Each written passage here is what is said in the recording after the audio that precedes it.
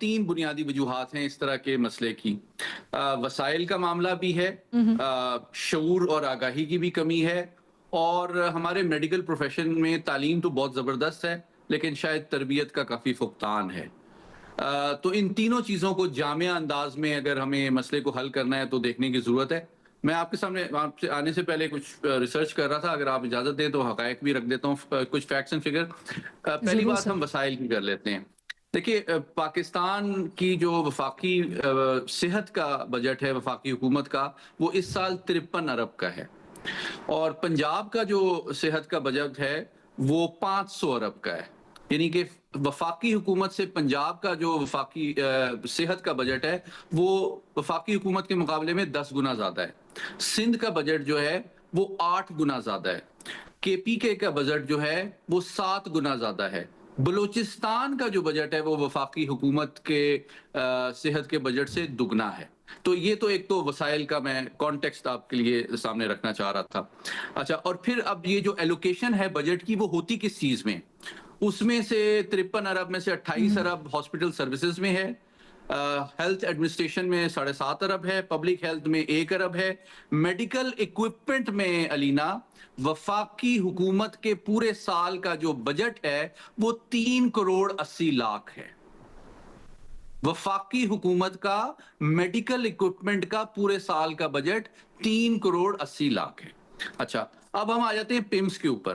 پیمز کا جو بجٹ ہے سال کا, اس سال کا, وہ 7 ارب 63 کروڑ کے قریب ہے. اب ہم اسپیسیفکلی اس mother and child health centre پہ آ جاتے ہیں جہاں یہ واقعہ ہوا ہے. اس کی میں تھوڑی حقائق آپ کے سامنے رکھتا ہوں, اور یہ ساری انفارمیشن میں نے پیمز سے ہی حاصل کی ہے آج, ان کے سرکاری ذرائع سے. سال کا جو بجٹ ہے مدر اینڈ چائلڈ ہیلتھ کا وہ 1 ارب 60 لاکھ 90 ہزار ہے, جو کہ پچھلے سال سے تقریباً کوئی 20-22 کروڑ زیادہ ہے. اچھا, اب دلچسپ بات یہ ہے کہ اس 1 ارب کے بجٹ میں سے تقریباً 70 کروڑ صرف تنخواہوں میں چلا جاتا ہے, اور باقی آپریٹنگ ایکسپنسز جو ہیں وہ کوئی 27 کروڑ کے قریب ہیں. یعنی کہ کوئی 3 کروڑ روپیہ بچتا ہے جس سے آپ یہ امید لگاتے ہیں کہ یہ فیسلٹیز کو امپروو کریں گے. تو یہ تو صورتحال ہے.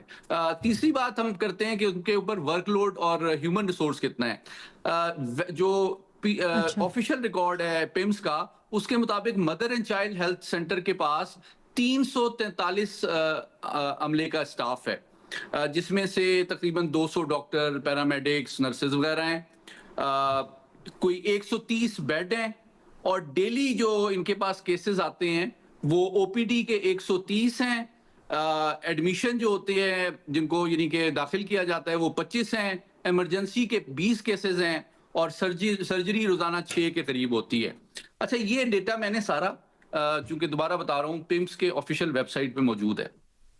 اب اس کے لحاظ سے دیکھا جائے تو وسائل عمومی طور پہ دیکھا جائے, جامعہ طور پہ دیکھا جائے تو پاکستان کی وفاقی حکومت کے صوبوں کے مقابلے میں بہت کم ہے. لیکن پیمز جو ہے وہ اسلام آباد کا موسٹ ریسورسفل اور ویل اکوپڈ ہسپتال ایز کمپیئر ٹو ادر ہسپتالوں کے ہیں. اور میں ارشاد بھٹی صاحب کی بات سے بالکل اگری کرتا ہوں. اگر باقیوں کے اس سے بھی آپ برے حالات پولی ہیں. کلینک میں چلے جائیں یا سی ڈی ہسپتال میں چلے جائیں یا کسی اور سرکاری ہسپتال میں چلے جائیں تو وہاں کی حالت اس سے بہت زیادہ ابتر ہوگی. دوسری بات, جو پاکستان کے موسٹ کوالیفائڈ ڈاکٹرز ہیں وہ پیمز کے اوپر کی فیکلٹی کے ممبر ہیں. اور میں آپ کی انفارمیشن کے لیے بتاتا چلوں کہ پریزیڈنٹ یا پرائم منسٹر کا بھی جب علاج ہوتا ہے تو ان کے پینل پہ بھی جو کنسلٹنٹس ہوتے ہیں عمومی طور پہ وہ ڈفرینٹ ڈپارٹمنٹ کے ہیڈز ہوتے ہیں جو پیمز کے ہوتے ہیں. آپ کو بتاتا چلوں ہمارے موجودہ صدر جو آصف علی زرداری صاحب بھی جب زیر حراست تھے تو وہ پیمز میں ہی ایک حصے میں کافی عرصے تک مقیم رہے تھے, جس کو سب جیل کا درجہ دیا گیا تھا. کئی سال تک وہ پیمز میں رہے ہیں. اچھا, اور مطلب بات یہ ہے کہ آپ کے پاس ہیومن ریسورس بہت زبردست ہے, لیکن جو پرابلم میری ناقص رائے میں ہے وہ دو ہیں. ایک تو ہمارے میڈیکل پروفیشن میں بہترین پروفیشنل تعلیم ہے, جو دنیا میں امریکہ برطانیہ میں جاتے ہیں تو دنیا کے بہترین ڈاکٹر سمجھے جاتے ہیں یہیں سے پڑھے ہوئے. لیکن یہاں ان کا جو مزاج ہوتا ہے, جو رویہ ہوتا ہے, جو کیئر ہوتی ہے, جو احساس ہوتا ہے, وہ اس طرح نہیں ہوتا جس طرح کے وہ پرائیویٹ پریکٹس میں شام کے ٹائم پہ کر رہے ہوتے ہیں، تو ان کا مزاج بالکل مختلف ہوتا ہے. میں اسلام آباد میں 40 سال سے پیمس سے ڈیل کرنے کا میرا تجربہ ہے. آپ پیمس کے بہترین ڈاکٹر سے شام کو اس کے کلینک As میں a ملیں، patient؟ اس کا مزاج ہی بالکل ڈیفرنٹ ہوگا. اور یہاں پہ آپ اس کے اگر ٹوکن لے کے صبح لائنوں میں لگ کے علاج کے لیے جائیں تو وہ تو شاید آپ کو ملے گا بھی نہیں اگر آپ کسی سے اوپر سے فون نہ کروائیں اس سے.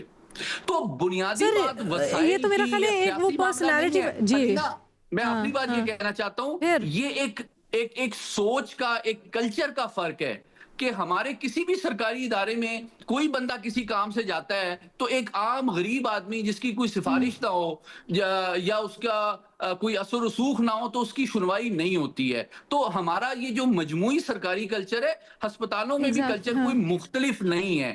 تو آخری بات میری یہ ہے کہ سزا دینا بہت ضروری اس لیے ہے کہ ہمیں پتا ہونا چاہیے. آپ کو پروگرام میں آئندہ میں سجیشن دوں گا کہ ایک ٹاپ لائر کو بلائیں، جو قانون دان کو بلائیں کہ کرمنل نیگلیجنس کا اگر ہیلتھ پروفیشنل یا ڈاکٹر جو ہے مرتکب ہوتا ہے تو اس کے اوپر کیا سزائیں عائد ہوتی ہیں. اور جب آپ ایسے لوگوں کو سزا دیں گے، خالی سسپینڈ کر دینا، ٹرانسفر کر دینا، او ایس ڈی بنا دینے سے کیا ہوتا ہے؟